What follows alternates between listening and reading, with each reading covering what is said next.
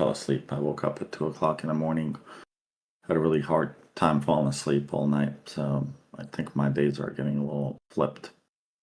But nonetheless, right, we talked about it last night. I just want to kind of go over what happened, right? And I know it's easier said than done now, but I warned you guys, if we open about this, do not short it. And hopefully that was a clear message because they came back here, they opened right here. They came right back into that POC that we had from the day prior. It was probably, if you're to draw this, I would think it's somewhere around, let's see, this massive node here. Basically in the middle of this node, they came back, rejected it. As soon as they cleaned up 19, honestly, you had no business to be short at all. That was a really, really important level from I guess Monday or whatever that day was, or Sunday when we did the watch list. That's still a very important level. And then you see that they went over, cleaned up the 33, which was our balance high from that green zone or first standard deviation of 6 days. They cracked through that and then proceeded RTH all time. Then they had, I drew this POC today because they're consolidating. I actually scalped this long today for quick $500 or so. Here, and then the ETH all-time high was sitting there. So if you guys go on ETH, and you'll see that this was the all-time high that was sitting there, and they kind of peaked above it, and now they're struggling to stay there above it. So is there an opportunity maybe that they get a little pullback tonight, tomorrow? Sure. I would watch this 51 for any meaningful opportunity to go long because that's the RTH all-time high. But in terms of today, hopefully that was clear on why. And Spike played a pretty good role in the confidence for a lot of you guys, right? We said if you open above this, don't be short. And I even mentioned that most likely we're going to go traverse this 33 zone. And then, of course, they did a lot more than that. If we open below the spike, below the spike base and above spike end, that would be the bearish setup, right? So if they opened anywhere below here, that would have been a bearish setup. And they actually did not do that at all. They were not even close to it. And even though all night, if you guys watched the overnight last night, do you guys see what they did? They gave you plenty of opportunities last night. After we finished the watch list, they came back and hit that 90 that we talked about. And I said 410 most likely is going to be delivered from here. And they did that. And they came back again and they rejected it. So they're telling you multiple times overnight, hey, we're interested in higher prices. And then when you think about this right here, so if this was a consolidation here, they popped and look where they came back, right to it, and then they proceeded to go higher. So I think it was if you're trading this, I would say it was pretty straightforward day unless you had a bearish bias for some reason. And I warned you guys not to be bearish if they open about this because they're just going to run. And that's exactly what happened. So in terms of profile, what is this profile telling you?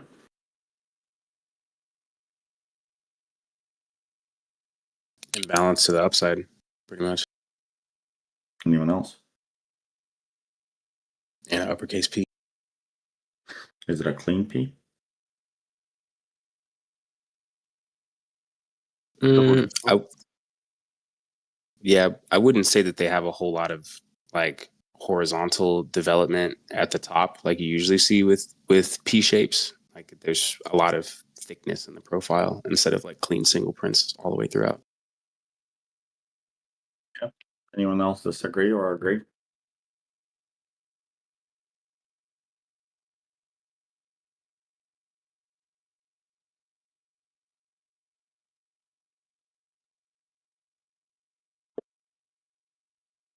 When you break this profile down here, right? So you have the IB, and typically we say when the C period breaks the initial balance, what happens after that?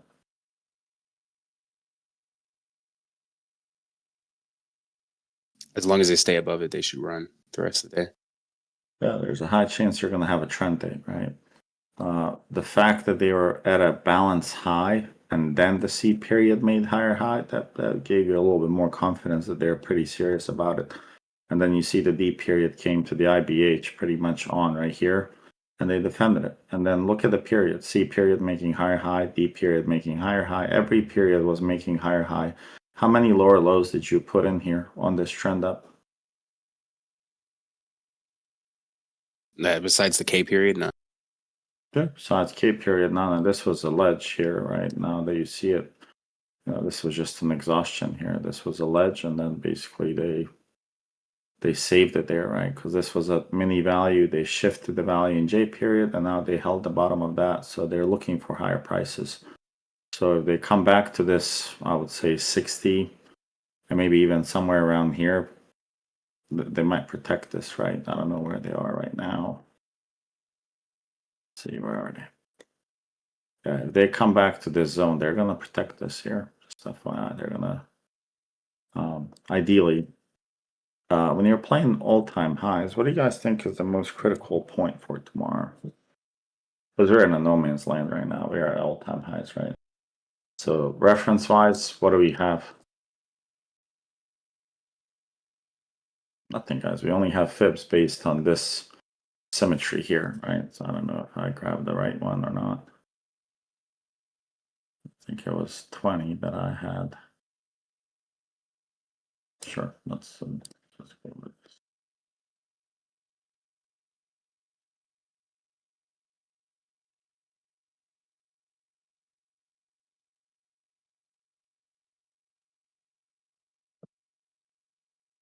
Just gonna redraw it.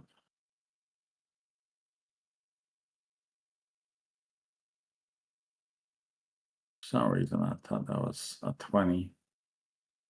Maybe.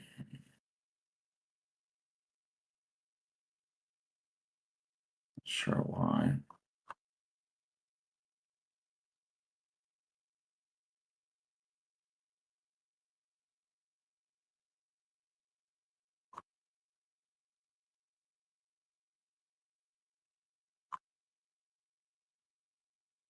I think I was picking the wrong highs.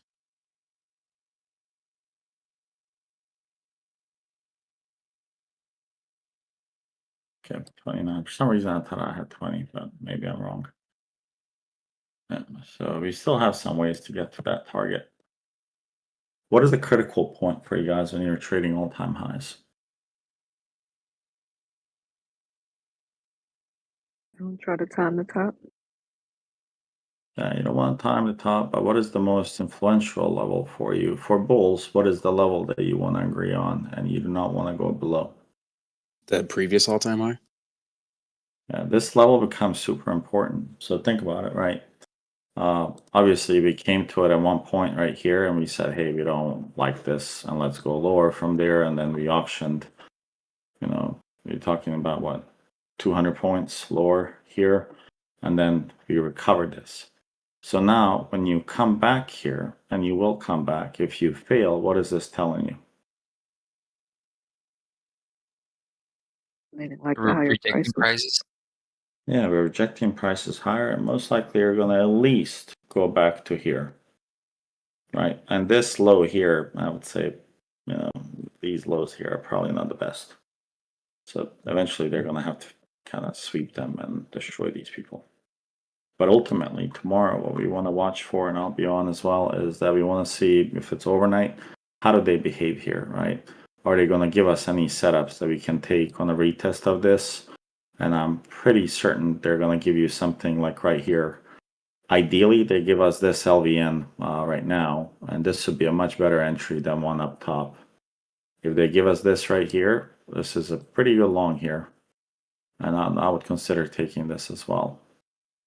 Right, and could they give you this LVN? They already tried once, but there's a high chance they're gonna bounce. And this is where you would use footprints, right?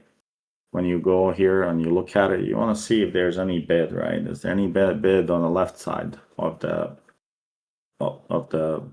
bid ask? And why on the left side? Your folks. Because you're so Say it again.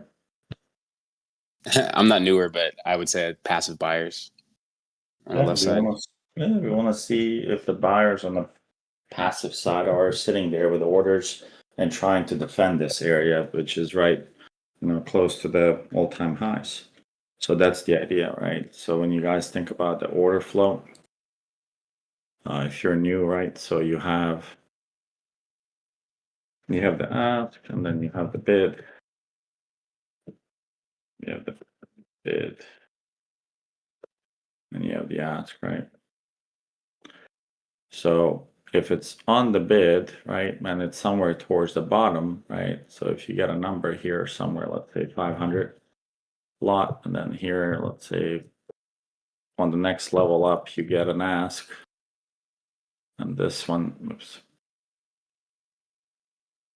is here, and the price keeps shifting, right? Well, let's say we have another, maybe a 0 here somewhere, indicating a completed auction. If that happens, right, you're seeing that, inflated on the left, there's a passive buyer, and then immediately you see somebody aggressively hitting the market buy at the ask. That's pretty good setup for you to take that long, and that's what you would be looking for here on the footprints right now. And you usually want to do that on like 5 minutes time frame, so that way you can see it, real and live. So when you see the orders come in through the sales, and then you see the delta, those are the confirmations you can use to see if it's this level or this level. Do I know which level is it going to be? No, right? I mean, if I was to guess and be patient, I'd rather buy here at 51 to 61. That's much cheaper price for me. So you want to see here, and if you're playing with size like a little less, you can see here in 1 minute there's some buyers coming in kind of right off that level 61. So now you want to see, can they reclaim? They reclaim the 67 here, that's pretty bullish. Most likely they're going to run it, but here there's some excess on the top here, if you want to call it overnight, sitting at 72. Nothing major, and there's small excess on the bottom, but this is a bearish excess right now because the H period's framing down. So I think we're going to get this as a better fill here. So I might leave an order here overnight and see what they do. I think we do have news tomorrow, or that's Thursday, I think. I didn't see anything tomorrow. Yeah, it's Thursday. PPI. It's like Thursday. crude oil inventories, but the Diva Fed speaker tour is going. So there's like three speakers. Yeah, what are they going to say? We're data dependent. Same shit they've been saying for 5 years now. So yeah, I mean, Thursday will be probably a little volatile. It'll be interesting to see how the market reacts. I think there's some decent earnings this week. I haven't really checked. But I would definitely watch this for a long tonight.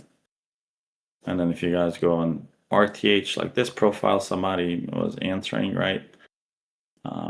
This is not the most cleanest profile that you would have in a P shape. Does anyone know why?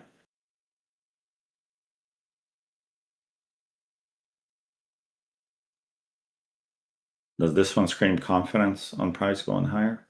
I think that the early morning is kind of what made it sus, is because like B period made a lower low, but then we ripped. When usually if you have a really confident P shape, then you have A period excess, and then you kind of extend the range from there. But typically you don't want to have a B period access on a P shape. You want every period to do what? Just keep framing out. You want them to do this, right? It means higher highs, higher lows. And you don't want to break the opening low when you have high confidence, right? So what kind of drive was this today? If you don't know about drives, that's okay. You'll learn Sunday. Does anyone know what kind of drive it was?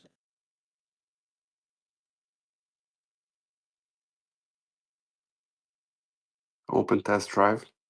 Yeah, open test drive. What did they test? Yesterday's value. They came back and they were like, hey, do you have value here? Do you accept this? And they said, nope, we want prices higher. And they give you, as soon as they guys went over this 19, even if you grab the 2 days value, right? Could you have used this purple line as an entry, which is a point below at 18? Certainly, right? Because that means, when they opened here and they came back to it and then they rejected it, that's your clear sign. Hey, this is go time. We're going to go much higher. And that's pretty much what they did, right? They tapped it, they rejected the value of the 2 days, and we went searching higher. And that's what market does, right? If this is not the value they're willing to trade, they're going to seek higher or lower. And it happened to be another higher day today. Is the market irrational lately? Probably, right? It is a little bit based on what I'm seeing. Everything's at all-time highs, including prices of housing, cars, everything's at all-time highs. Delinquencies are also at all-time highs. Some of these depreciating assets as well. So let's see how it plays out, right? I would just say, am I bullish? Yeah, the market, just screaming bullish so far. Am I a long-term investor bullish here? Well, am I willing to buy, Nvidia at 180? No, that's not what I'm willing to do here, right? And Nvidia is going to come down tomorrow. That's a pretty serious failed spike, huh? Something happened here. There has to be some news or some shit happened here. Palantir had the same last candle. Say it again. Palantir had a similar candle at the end of the day. Oh, but what's that built here? Oh yeah. Oh, you did $190. This was on our scans at like $8. Yeah, somewhere around here. Wow. Okay. Is anyone in RH? Yep, still in. Yeah, I mean, I'm actually up nicely now. I think over 8 grand on this trade. So I'm targeting 313, which would put us in the money. So You're in the if you're- calls, right? Yeah, I'm in the calls. I have. Yeah, I bought common.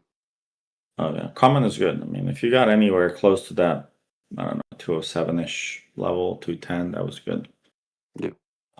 Do you guys remember what was my must buy on one of the watch lists? Do you guys remember this?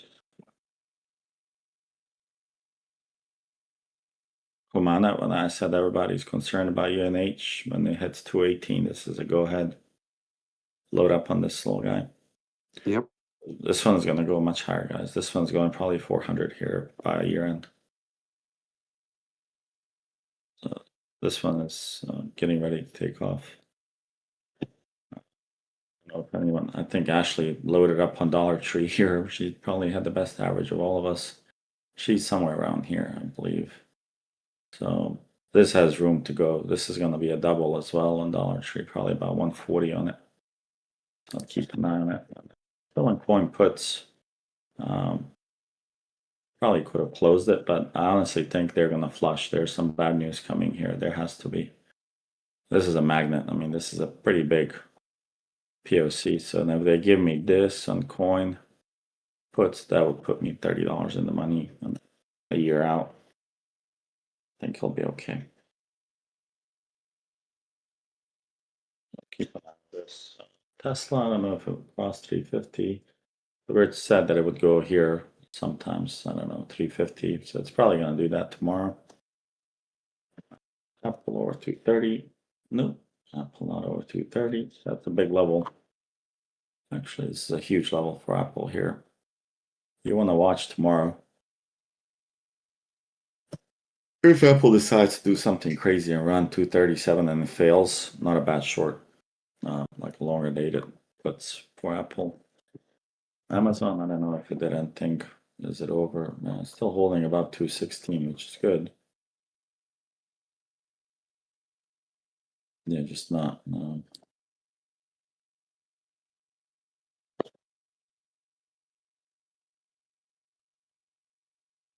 Hey, Shorty, I have a question. Mm-hmm. What would for that scenario that you were talking about for Apple, like going up above 230 and failing? Like, what do you think your like entry would look like, or like what your I guess like trigger would be like? Because obviously, like the price action could just do that, but would there be anything that kind of? Yeah. So let's say they go above here and they, you don't see a lot of volume here, and then eventually when they bring it down, the volume picks up here. And we close here on 30 minutes below this value area high. Yeah. I would give some probably like October, November puts like $30 down, somewhere close to like 215, 210s. They'll be here at some point. They're going to be here. But you want to see how they react. You can use even 1 hour, right? 2 periods. If they close 2 periods and they make higher highs above it, then you got to wait for the failure of it, right? Then you got to wait for them to crack below it. And then you enter, and then you have a stop loss, right? You have a decent stop loss to play. Right. So I would play this way and just target this here. Right. CRM is coming up on a few of my radars. I don't know if anyone's into this. I don't know what to think about these SaaS applications like CRM right now with AI. I'm not an expert, so this is a huge level of support because if you guys think about the value that's being created and supported here, this is a huge level. I just don't know what AI holds and its power because it has the opportunity to replace a lot of these expensive SaaS tools, like and one of them is Salesforce. Then you have Oracle's pretty big ERP system, and it's up nicely here as well. So I'm just not interested right now in any of these SaaS providers of software because I think eventually, within 2 years, there's going to be a bunch of these independent AI houses that can rewrite this tool for a fraction of a cost. At least that's what my vision is on AI. And Workday being one of them.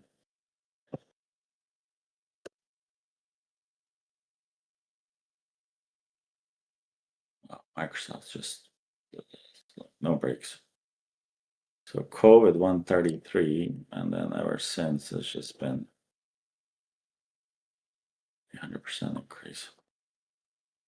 Pretty nice. If anyone's in UPS, I mean, it's doing nothing. Ideally, if they give me 72.80, this would be a golden opportunity for me. I've taken setups like this before, right? I'll show you. One of them was like this one here. Let me give you this. So there was this one here when AMD came back to a penny about 55, 54. You see the sell off and then it bounced off and then put in a lot of new highs. So if you guys look at UPS, it's pretty identical setup. Actually looks very close, right? Sell off comes here and then ultimately we'll do that. And, how does that compare to FedEx? Well, let's just take a look. Same setup, same exact setup on FedEx. And I don't know if you've ever ordered anything with FedEx or UPS. I fucking hate FedEx. They're always late. And maybe that's just me, bad luck with them, but you see the same thing, POC, same sell-off as UPS and same high and same setup as AMD. So it's pretty good level. If it hits 72, sell your kidney. If you want to retire sooner without a kidney, just sell it, buy a bunch of it, collect 8% because AI can't replace shipping. It can help shipping and automate it, but it cannot replace it.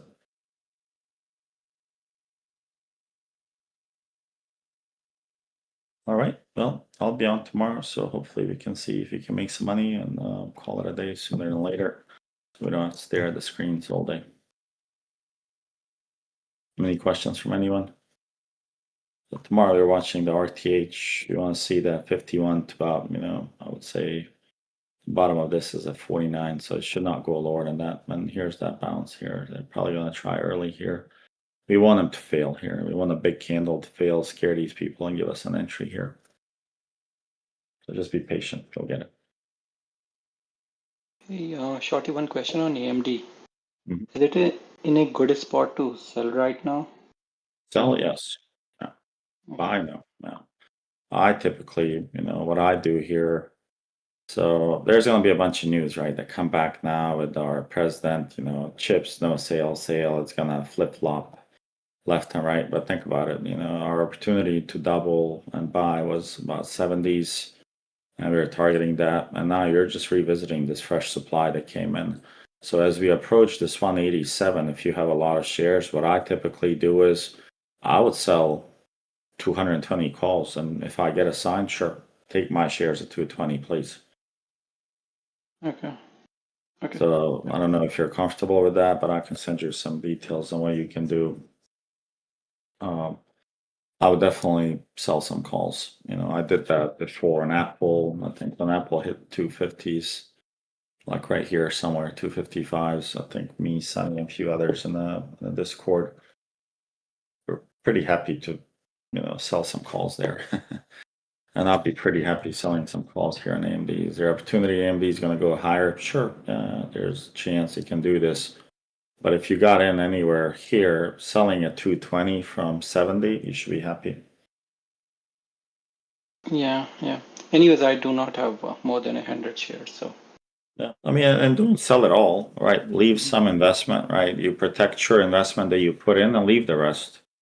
AMD has an opportunity to go higher. I'm not saying this is the top, but this is a level where majority of big boys will take their doubles, right? Especially going into the Q4 coming up soon. Bonuses get tied, and people, portfolio managers have to have their performance benchmarks. So I would definitely watch it. And the video is going to come back down. So if you look in the video here, so the video has been on the run. I mean, holy shit! When you look at this chart. So as if NVIDIA loses this 175, NVIDIA is going to be kind of flying back down sooner or later. I would say by November it'll be a 135 on NVIDIA. So long term, you're kind of watching for this to see, and then. Here, I would say, if you want to be long term on AI, this becomes a decent opportunity to buy. Last time we talked about like this level, somewhere around 90s. This was great. I would say this is going to be the next level. Otherwise, a lot of people are going to be eager to buy it. And UPS at 72. I think it's like 72.80 or something like that. 72.80. Yep. And for UPS, the dividend date is also coming in. That is I also think pretty it's decent. I think it's September 3rd. Is that, or maybe I'm missing it? Oh, I thought it was somewhere I this had it and I week. got notified the other day. Let's see.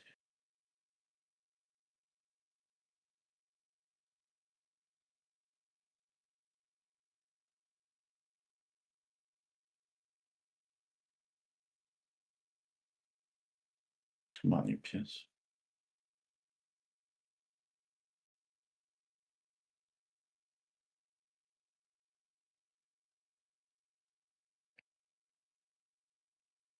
Oh, 18th.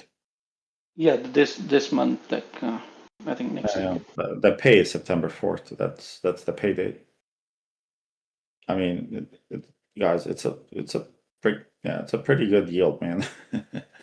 $1.64 a share, about $7 a year, 7% yield.